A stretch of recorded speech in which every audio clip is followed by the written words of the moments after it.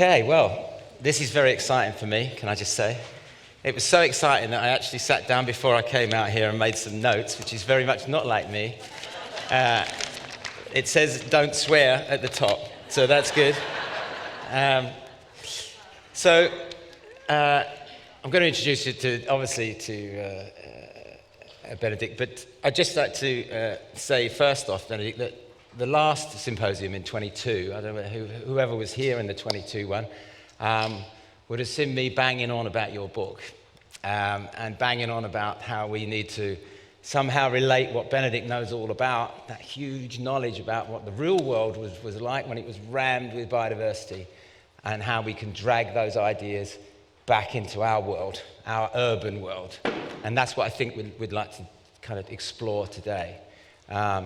So maybe, Benedict, you could kind of, I think a lot of people know about you, but you can give a kind of brief overview of what you do. And this is his book, by the way. It's an excellent book. Sort of original hardback, not many of those left. Hi, so yeah, I'm Benedict MacDonald. I'm sort of a lifelong nature geek. I've very much been in love with the natural world from a very early age, when my father used to take me up to Slimbridge, to the Norfolk coast, bird watching.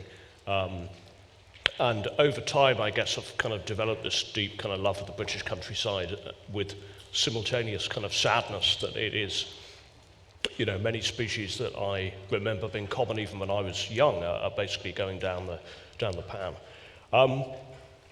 Career-wise, I started off as a producer on some of the quite well-known David Attenborough television series like Our Planet, working for Apple, filming animals under the cover of darkness, BBC Springwatch, and working for Disney on films charting the migration of animals across the world.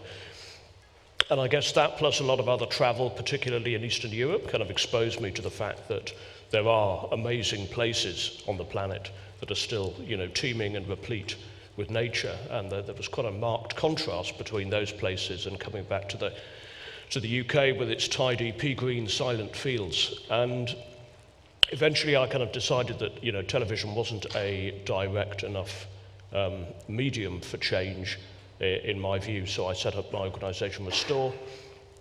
We work with landowners and farmers across the UK to effectively provide a rewilding business that is scalable, that allows farmers to go from extractive, intensive land use to extensive nature restoration land use. Still in many cases producing food, still making a profit, often making considerably more of a profit than they have been by pouring chemicals and intensive processes into the land. We now work across the UK doing this for a living, which I don't think would have been really possible 5-10 years ago to have a nature restoration business. But I think in this talk with John, very keen to talk more about the, you know, rewilding the urban landscape, everything from, you know, your garden window box to brownfield sites, and the importance of urban nature. So yeah. Great. So that set us up, and I'm very excited about this because this is what I'm kind of, it's my little thing, and it's so cool to have someone who actually knows about it. Obviously, people who know me know I talk about it, but don't know much about it. As I say, the last talk I did in 22, I compared my good mate Benny. Where's Benny? There's Benny. I compared Benny to a pig.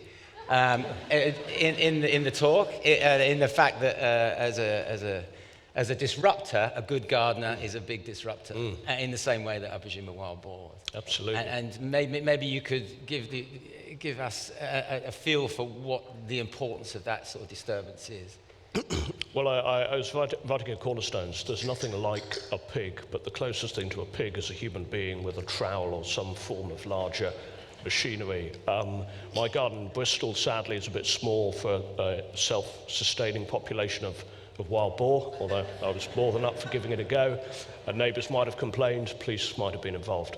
So basically I bootled about 40% of my what was a lawn when I bought my house 5 years ago with a trowel in a sort of rather random way. I'm sure the neighbours looking out the window had thought, what the hell is he doing? Basically, soil disturbance is an absolutely critical part of ecosystem diversity. So whether you're in Africa, it's the elephants in the pristine areas anyway. In Europe, well, it used to be the elephants, but now it's, in France, Germany, Poland. You've got these extraordinary JCB diggers called, boar that are rootling in woodlands, creating this kind of uneven mess. And of course, here in Britain, we're very fortunate to have wild boar now in the Forest of Dean.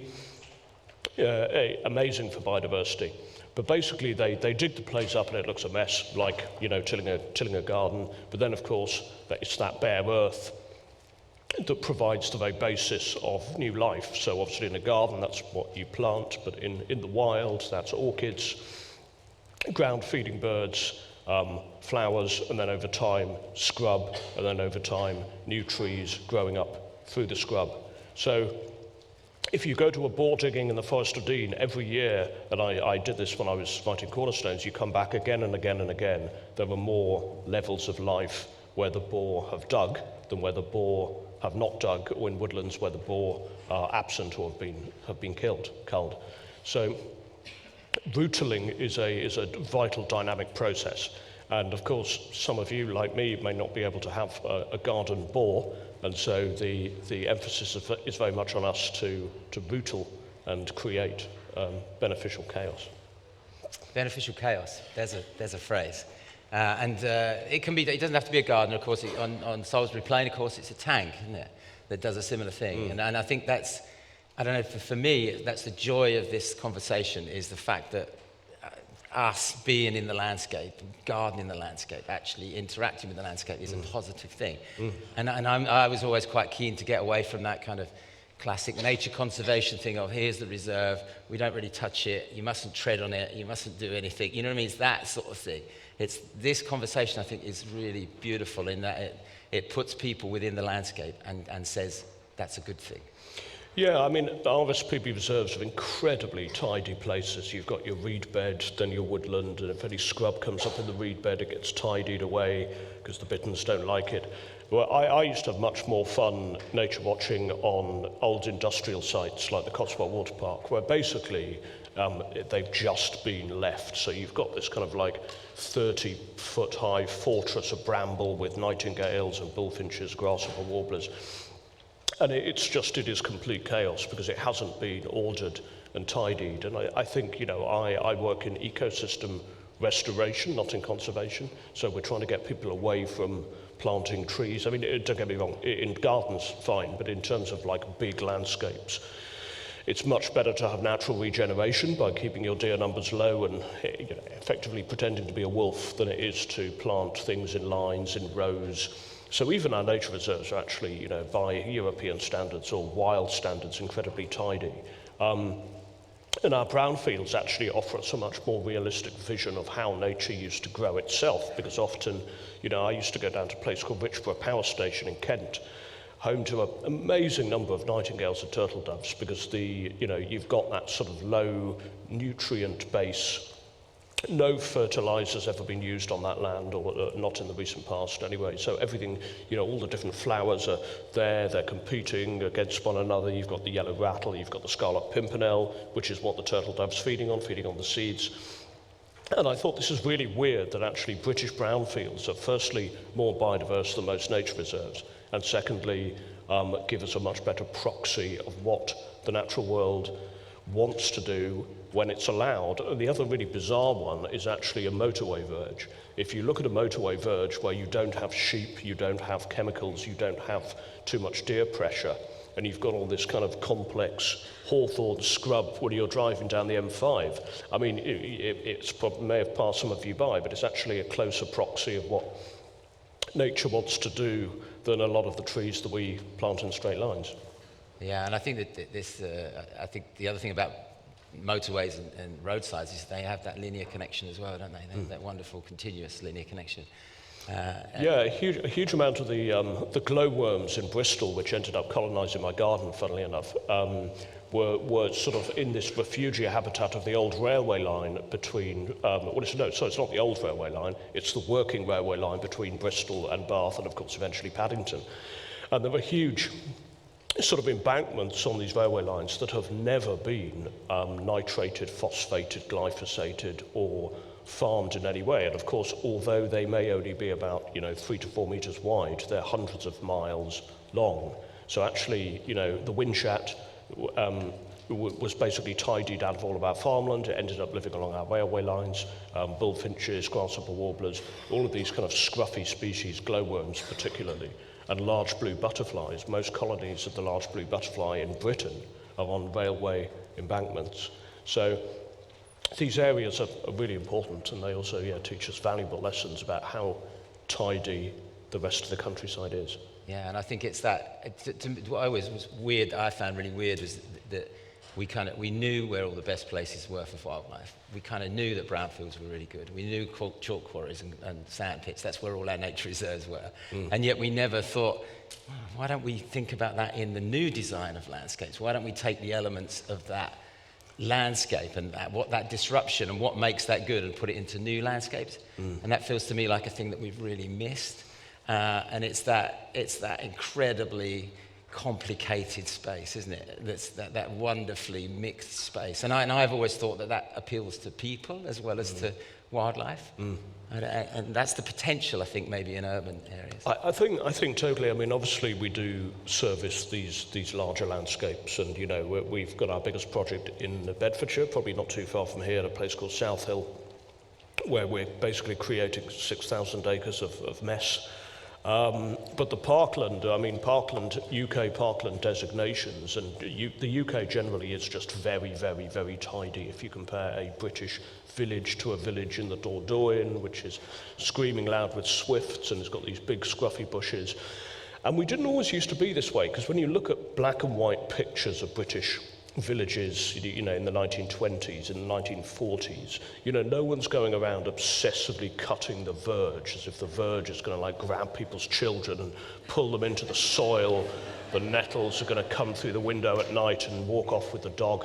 We've got this kind of obsession with tidying the place up, and I think it's crept into, probably not, people here are more enlightened, but it's crept into gardening in a big way. It's crept into stately homes. It's crept into parkland, where you're not allowed to have scrub because scrub's naughty, but you're allowed to have oak trees because oak trees are nice. But of course oak trees grow through scrub, so you're not going to get any new oak trees if you don't have scrub.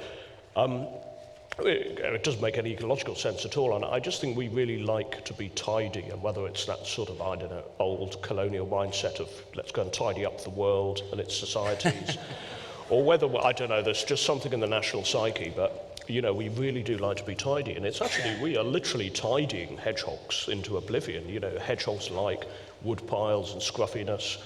I fought a big campaign because I thought you've got to start local, not just write big, national books like Rebirding. You've got to actually tackle specific examples. So I approached Thornbury Town Council 5 years ago, and it's like, why are you spraying glyphosate, which is banned in 7 countries because it's a possible carcinogen to people, in parks? What are you doing? And they said, we're getting rid of the nettle. I said, yeah, why are you getting rid of the nettle? Anyway, they didn't really know why they were doing it. There's just this kind of reflex of let's just tidy up. Anyway, in the last 5 years, the starling population in Thornbury has increased by about 400% because they've stopped using glyphosate and they've just left the verges and the parks to grow fallow, and that's it. That's all it took, is not doing something. So I think as gardeners, nature gardeners, we always think it's about doing something, but often it's about not doing something. And it's harder, I think, for the human psyche to not do something. I think maybe what we need to do, we just need to move the neat to the edges. Yes, because I think we need neat in the urban context, and I think most people are going to expect that. I think we can just get it, we could just frame stuff with it a bit more, rather than embed the whole landscape with neatness. We can just drag the neatness out to the borders and the edges, because I think people feel, and quite rightly in a lot of circumstances, feel happy and more comfortable to look at wild stuff if they're standing in a neat place. It's that, I think it's that kind of neat gives you wild thing a bit, and I think there needs to be, if we get creative within an urban space, that's the game we play, and we're not losing much landscape that way, are we? You know what I mean? No. I mean, there comes a point where you don't want to walk into your kitchen and find that you're competing with a bit of bramble that's growing through the ceiling. I mean, the inside of my house is very tidy. It's the outside is there you go. Horrendously scruffy. It looks like someone's died. As one of my neighbours said to me, I said, no. I said, nobody's died. That's my wildflower meadow, Alan. So yeah, I think absolutely. absolutely. You could still have your neat parkland space or your barbecue lawn, but at the edge maybe you can have the bramble and the nettle, and not sort of tidy up to the fence. You could have a buffer of a couple of meters of pure nature. Yeah, and I think the other thing we've looked at a lot, and I think is quite an interesting aspect, is to create structural habitat that is very refined and very beautiful. Because in my mind, a lot of certainly invertebrates don't really care if it looks amazing, as long as the structure is there. Do you know what I mean? So kind of taking the idea of stacking a load of pallets and calling that an insect, hotel, for want of a better word, or beautifully CNCing a piece of reclaimed hardwood and drilling the right size holes in it. Do you know what I mean? It's that little bit, that game, I think, in the urban context, that's quite an interesting thing and a creative thing from a designer's and a gardener's point of view. Is how we make these things appeal to all of us as well as to wildlife. And I think that's kind of an interesting area. I guess the next thing I'd like to talk to you about, which is I've got mildly obsessed with, is dead stuff. So dead stuff in general. I mean, obviously, you probably might even have a chance to use corpses in some way in some of your work. You probably have the luxury of that. I guess we probably sadly we don't have that statement, Tony. You have the luxury of that. We don't have the luxury of that, unfortunately. I'm limited to dead vegetation in some way as a kind of means to create habitat. But I'm always I have quite a few students down to me, and I usually I have quite a lot of reasonable amount of space, and I have quite a lot of live trees, and I let them. Each group gets to abuse one tree when they come down with a sharp knife and a drill and various other things. Yeah. And that conversation, and I know in your book you suggest that in a healthy woodland and forest that there's 100 dead trees per kilometre square on average. So 100, mature dying trees within that space. And from my point of view, our urban landscapes in general are just completely sucked dry of that material. So I think that's a possibility, do you think, in an urban... I think the absolute masterclass in how to do it is Hampstead Heath, which looks to me much more like a kind of parkland you'd find in Eastern Europe, where there's a huge focus on stag beetles. And of course, if you're going to have a focus on beetles, you have to have the focus on deadwood and long-spored vegetation. So it's incredibly diverse, Hampstead Heath. I mean, you'll find kestrels just hovering, and it actually doesn't matter that loads of people there sitting in the grass, everything. The kestrels are literally just hunting around people looking for voles in the grass. So I think, death and decay. I mean, the most biodiverse thing, organism in Britain is a dying or dead oak, which contains more life than any other living system, period. So, death and decay is very important. I mean, I don't know why the hell we call it the New Forest. It's our oldest forest, so I don't know why it's called the New Forest. I think it was because it was created by William the Conqueror, but that was quite a long time ago. But if you go down to the so-called New Forest, you'll be able to walk through some woods, rushpole, denny, frame, that have literally not changed since the Ice Age. And even to the degree that although they don't have boar, they have pigs, and even though they don't have big scary aurochs, they have cattle and horses. But you'll find, huge quantities of deadwood lying on the ground and huge quantities of standing deadwood. Obviously, standing deadwood is much more useful if you're a tawny owl or a woodpecker. Lying deadwood is obviously more useful if you're a fungi or a beetle. But absolutely. I mean, I've literally brought logs from the New Forest back to my garden and just put them at the back, knowing they will contain all kinds of amazing beetles and spores and fungi that have then obviously subsequently recolonized through that amazing subterranean mycorrhizal network. So, I think death is very important, a very important part of a garden. And also grass being left to die. The wildlife trusts and some of the sort of more tidy conservation organisations have this obsession that on the 30th of July, give or take a couple of days, you go into a wildflower meadow and all of it gets mowed. Well, of course, all you're doing is you're completely mullering all the grasshopper eggs, all of the sort of vole habitat in the subnivean layer. That's the layer that's basically the thermal blanket that keeps your voles warm and happy through the winter. So even if you're going to mow 2/3 of a garden, it's really important you leave a third each year for that sort of hibernacular, whether it's for hedgehogs or voles or even grasshopper eggs. It's sort of complex mat of dead grass. But isn't that the same? It's the same conversation again, though, Benedict. It's the same, like we're suggesting you design complicated places, and we should have complicated maintenance, shouldn't we? We should have complicated ways of looking after places, so we don't just trim a hedge at one time of the year at the same height. You know what I mean? We come in and out, we make them different heights, and the same with grassland. It's just not doing all the same all the time. It's uniformity is hated by nature, and heterogeneity, variety is loved, and chaos and randomness are highly desirable if you're a hedgehog. I think basically it's creating deliberate randomness. You know, exactly as you say, John, it's like, you know, there is a benefit to coppicing because it's what the beavers and the elephants used to do. There's a benefit to, you know, cutting some things, and then there's a benefit to then leaving bramble, particularly in dog rows, to attain this kind of really high 20-foot plus fortress habitat. And it's only when you get that you really begin to get species like bullfinch. And of course, you know, who wouldn't want to see a bullfinch in their garden? Absolutely stunning birds. But they only really nest in scrub that's, you know, 15 feet or more high. So yeah, it's having that balance, isn't it, of intervention and lack of intervention. Yeah. And I think that's and hopefully later in the day we're going to be talking about gardeners and basically people that look after the green space and how they are kind of absolutely crucial to really what you're talking about and crucial, I would suggest, to what most of the urban public want is that balance of you know, beauty, creativity and randomness. And there's no reason, I don't think, why that can't be embedded into an urban, you know, wouldn't it be lovely if that was embedded into an urban grounds maintenance contract? You know, that kind of, I don't know, I have this kind of bucolic idea of you know, the contract would say, walk through your housing estate and randomly cut your hedges at random times. You know, that wouldn't that be great in a contract? So that, you know, you could have a guy just wandering around with a hedge trimmer, just thinking, oh, I'll trim this bit, and now I'll walk over to that street and trim this bit.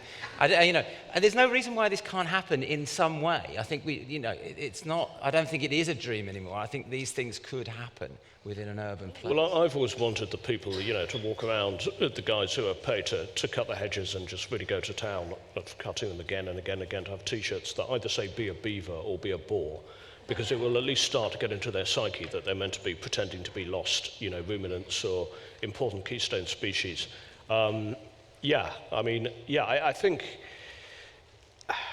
when you look at the street care budgets, certainly in South Gloucestershire, where I grew up, they're just all obsessed with everything being the same height. You know, the hedgerow's got to have this bizarre haircut. I mean, even farmers do it, and they don't know why they do it. I said to a farmer, well, if you're not growing anything on top of your hedge, then why are you cutting the top of it? He said, oh, we've always done it that way. I said, no, you haven't. You've done it that way for about 20 years, and before then there wasn't the money available to give hedgerows, you know, silly haircuts, basically. Yeah. So, yeah. And wouldn't it be? I just thinking, you know, on the flip side of what we're talking about, wouldn't it be lovely if your grounds maintenance guy could trim a bit of hedge, and then because he doesn't have to trim it all, he can stop, take his ear protection off, and talk to the people that are around him and share the reason he's doing that, and infuse about all these things we're talking about. Wouldn't that be great to build into a maintenance contract as well? You know, that take the ear protection off and talk to people. That could be part of the maintenance game as well, couldn't it? Well, absolutely, but often we actually do cut hedges for a completely different reason. We nick bits of blackthorn from hedges to create scrub banks, because I can't stand fences, I can't stand the carbon footprint of fencing, but obviously we do need to protect the new trees that we do plant against deer. So what we'll do is we'll put about 20 trees in the ground, then we'll go and nick some blackthorn from a hedge. You'd be amazed how many trees constitute a hedge. It's more than you would expect. Anyway, so we go and nick 15 trees, stick them in a trailer, and basically put a big sort of mound of blackthorn around the edge of the more palatable species, birch, willow, and so on and so forth, to protect against deer. But of course, what happens then is all the other trees in the bramble have a trellis, and they start growing up through the blackthorn. So I've always thought if we're going to have people like you're describing going and tidying and maybe having to remove sections of hedge, that we have these kind of hedge banks that can then be dumped at the edge of fields for hedgehogs instead of just burned. Most people who tidy thorn don't realise that thorn is obviously incredibly important refuge for new trees or hedgehogs or beetles, and it's much better to, for them to dump it at the edge of a playing field or even a school playground or whatever than to. Yeah. Well, I guess there's probably quite a lot of us that use dead hedges in our work, and that whole idea of whatever you maintain, whatever you cut, you somehow integrate back into the place that you're in. And dead hedges, I think, are a beautiful thing if you've got enough time. Again, if we had it in our maintenance contract, we had the time to spend time creating a beautifully sinuous, curvy dead hedge, then everyone would be happy. The hedgehogs would be happy, and the public would be happy. And so it's that. I think it's that constant kind of conversation around what absolutely we want and what we can embed within urban places, and that's the really creative game. So, just touching on the brownfield thing, because obviously that's something close to my heart, coming from South Essex.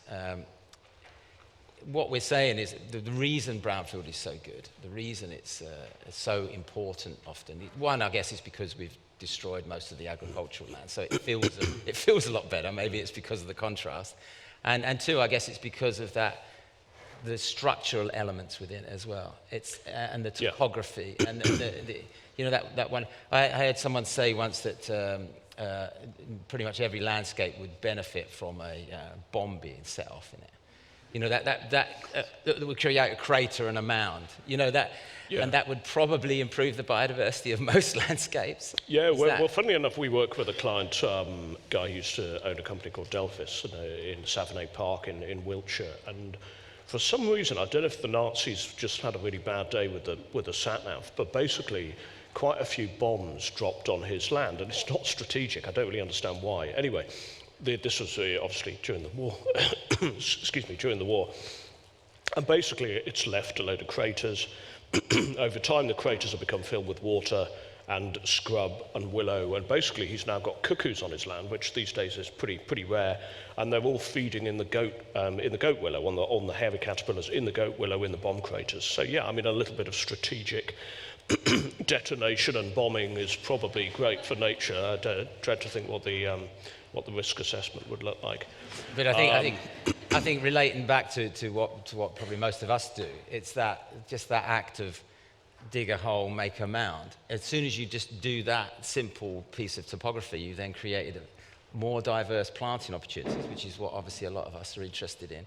Yeah. And you've immediately created you've completely added to the microclimates. And I know there's a bit of research going on, I think at NEP and various other places, where they're looking at how many microclimates within each particular area, and how, with climate change coming up, it's that thing of if you're a bee out in the middle of a flat field and it gets too hot, you have nowhere to go because the microclimate is pretty consistent throughout the whole area, and that idea of, I guess it's coming back to that complication again, but that idea of creating more microclimates to give us a chance for species to hang on through the climate change. Do you think that makes some sense?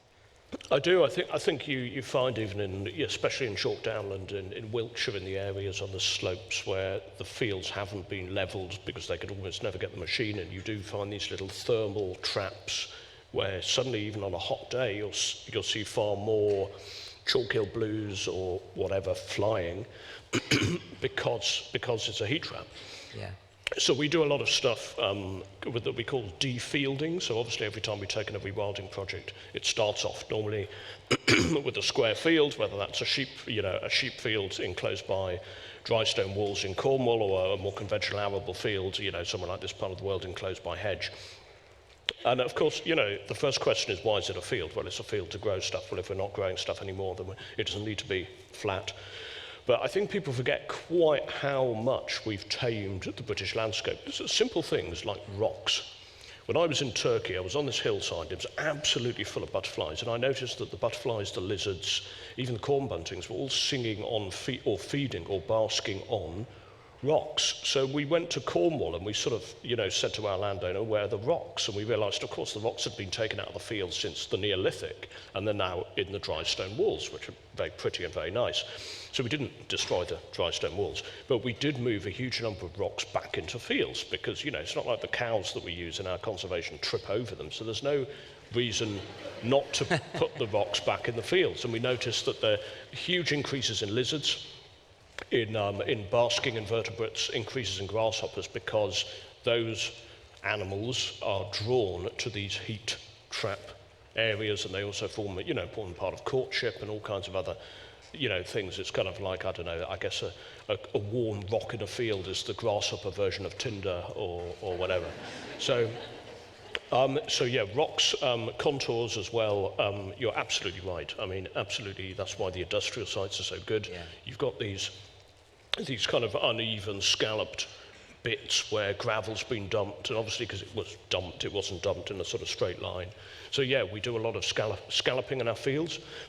The other thing people forget is that farms used to be very, very soggy. They used to have lots and lots and lots of ponds and whole species, frogs and toads. When I was in eastern Poland, we pulled up next to this, ostensibly small farm, and there was this deafening chorus of frogs that were just basically in this small pond about this big at the edge of the field. And obviously that's a combination of things. Their skin has never absorbed all of the rubbish that we put into modern farmland here in Britain, but fundamentally nobody had bothered to fill in a pond that was only about 3 square meters. So again, a lot of the work we do is putting the ponds back into fields. But again, a pond is effectively a contour that then fills up with and small ponds. Water. I think people underestimate how good smaller ponds are. Maybe more small ponds than one big piece of water. Yes. Would that make more sense?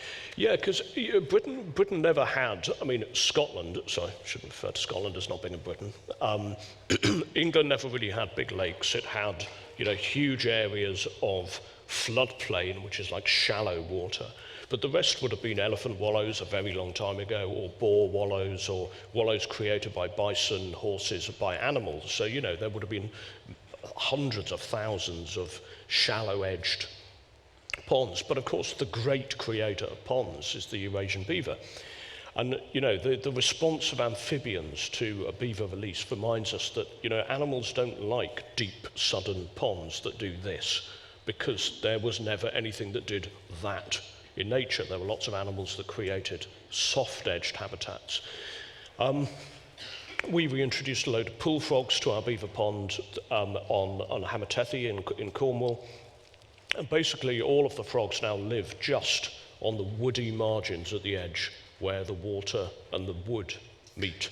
And, what we try and do when we can't reintroduce beavers is mimic that sort of woody debris at the edge. Yeah. So, lots of smaller, shallower ponds is better than one big I know. lake. There was a project going on in East London, in Hackney, where a guy called Russell Miller he's been doing some really interesting things, making ponds and basically filling them completely with logs. So the water was there, and the rest, it was completely full of dead wood virtually, as a contrasting habitat again. And talking about the stone thing, because of course, coming from South Essex, we don't have any stone, sadly. So we've been using gabions filled with demolition waste, which I'm guessing is going to do a similar thing, again, creating that microclimate. And the disturbance you was talking about was when we added in some fine sand mounds for ground-nested bees at our place. And we raked it really nicely, because we are gardeners, so we really took care, and we made it lovely and smooth. And then foxes came along and dug huge holes in it. And then we immediately realized there was way more bees nested in the vertical face that the fox had made. So now me and Benny spend our time making neat foxholes to kind of mimic that disturbance. And I think I think this is the wonderful conversation around what you know so much about and what we could do, is that taking those elements that would naturally happen, and how can we squeeze them into our designs, and the joy that comes from that, especially the immediacy of invertebrates, because that's one of the wonderful things, is that if you make landscape changes for invertebrates, unless you're trying to attract something that's 500 miles away, you're probably going to get a result from that. Yeah, my garden's about 40 square foot in Bristol, and I've been rewilding it for 5 years. I've done anthill transplants, all kinds of sort of active interventions. But then the last 2 years, really, I've just sat back and watched the hawthorn obviously grow, be full of nesting birds at the edge, but in the middle is the wildflower meadow, or it looks like somebody's died. And basically, it's amazing that what the yellow meadow ants are doing is they are going into the grass, they're harvesting the grass, they like the actual straight, lawny grass, if you like, take it back into their nests, and they're leaving, therefore, the space and the earth for the flowers to colonize. And this was the first year we had orchids. We had 4 species of orchid just come out of the soil. I was like, where the hell did they come from? You know, these things can sit in the soil for a very, very, very long time. And then when you look at the massive scale projects that we're doing, so 13,000 acres in Northumberland, College Valley Estate, we found that, you know, after a few years of, let's just say, taking deer on a permanent holiday, we found that all sorts of trees that we assumed the sheep would have really, you know, eradicated over hundreds of years, spindle, juniper, suddenly just coming out of the soil because they've all been waiting for that sort of reduction in grazing and browsing pressure. So nature below the soil is obviously incredibly resilient, and yeah, just give it a chance, and it will start popping up. The anthill thing is a really interesting. We've become, again, one of my other mild obsessions is with meadow anthills in the little bit of meadow we have, and of course they always disappear with hay cutting. So you tend to, you know, they get, because I guess they're a permanent pasture thing. Would have traditionally been that they would have existed in. Yeah, we've lost whole species like the vine-neck, which only feeds on ant hills. It doesn't feed on adult ants. It feeds on the pupae, and it's got this amazing tongue that comes out and sort of zaps ant pupae. And basically, before we enclosed British farmland in the 1700s and the early 1800s, everything was either a small field with a corncrake in, or it was kind of wood pasture. And if anyone looks at the paintings of Gainsborough or Constable, you'll see this very feathery, complex landscape. You won't see hedges, because hedges had not been invented in many parts of Britain until the 1700s. So you had free-roaming cattle, free-roaming horses, just lightly nibbling away. And because there wasn't really any machinery, there wasn't any need to go and flatten a field. So everywhere would have been full of anthills and old trees. And actually, funnily enough, 200 years ago, the wryneck was one of the commonest birds in the UK and is now extinct. So that's how rapidly we've changed from this kind of heterogeneous, you know, low nutrient soil landscape to this pea green, high fertility landscape that we've got at the moment. Yeah. So, I guess that landscape is so far away from what we're used to. I mean, and the idea of a landscape for a farmer or even a gardener in some ways, having these lumps of soil randomly dotted around, from all the kind of practical reasons that we're all probably running over in our heads of how that takes a little bit more. It's a little bit more tricky to do what we want to get to do. I mean, for instance, we take time and brush cut around our anthills carefully. But that takes a bit more time. But then there's that total joy around that understanding that as soon as you do that, these things just kind of rise up out of the ground, don't they? And then there's a whole bunch of flora that survive on the top of those as well, which is quite fascinating. Yeah. I guess we notice forget-me-not. The annual forget-me-not is one that tends to appear, and I think wild thyme is another one. Wild marjoram and wild thyme. I mean, the biggest colony of large blue butterflies. I mean, I'm sure most of you may have seen the David Attenborough, the Wild Isles series. The large blue butterfly's caterpillar is adopted by meadow ants, which take it underground, mistaking it for one of their own because it sings to them. This is not made up. They raise it, they feed it. In return, it turns around and basically eats all the ant grubs and then buggers off as a butterfly. It literally walks out of the nest and goes, "Thanks very much, I'm off." So to have this extraordinary life cycle, you need wild thyme, anthills, cows, low nutrient soil. So all of these colonies are in the little bits of permanent pasture that have never been tidied up. But we could do that, couldn't we? We could do that. Yeah. And I think, I don't know about what you all think, but I think what we really need is we need Benedict's company, Restore, who takes care of big landscapes. We need to get him to open a new little department that looks at urban landscapes. That would be, I'd suggest, as a career move, Benedict, that would be a winner for you. Wouldn't that be a fantastic thing as a garden designer if you could have someone like Benedict or his colleagues come along and give you their view on your design and what it's going to do for the bigger picture of wildlife, I think that would be so wonderful. And I'd say it would make it a far more creative and probably more interesting landscape for all of us, wouldn't it? You know? Well, I did say to my team yesterday I did plan to come here and launch a new department, so yeah. No, I think the point is nature restoration can happen at any scale, and actually if you added together the biomass of London's gardens or Britain's gardens, it's enormous, actually. You know, I think the calculation is that all of the gardens in Britain added together are the size of Essex. And also there's a huge amount of, contiguity in habitat. If you can have whole lines of gardens that are doing, lock paths for hedgehogs or not using glyphosate or whatever, well, I think you can scale it. Yes, and I think that the wonderful thing, I've got this lovely picture that I use in talks. It's just a whole row of back gardens, basically. And for me, the joy of back gardens is that the complexity is driven by people's tastes. You know, like different people's tastes. So you could have one garden that has a lawn in it. That's okay, because the next one's got shrubs. The next one's got herbaceous plants. So I think it's people's kind of taste and that drives the complexity. In the same way as allotments, I think allotments, the wonderful thing about allotments, which is probably one of the most biodiverse urban landscapes we have, they're driven by people's optimism, aren't they? So people's optimism say, I'm going to get an allotment, and then when they get there, they cultivate some, and then they can't tell, the rest turns to shit. And then if they're really lucky, they put a really bad shed up as well. So you've got all those structural elements. Oh, nature loves a bad shed. Yeah, you know what I mean? Yeah, so, I mean, funnily enough, when you drive, through Eastern Europe, particularly if you go to Warsaw and you drive east, a journey I've done many times, the entire countryside looks like an allotment. It's productively farmed. It's just that everything is, they're small fields. You've got a little bit of vegetables, almost basically strip farming. Yeah.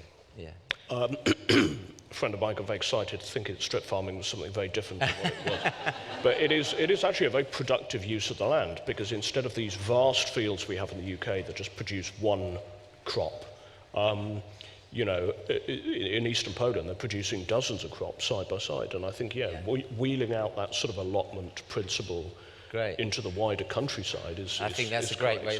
That's a cool way to finish. And so if you want to encourage Benedict to set up his urban department, I would do that maybe in the break, So thanks so much, Benedict. Pleasure.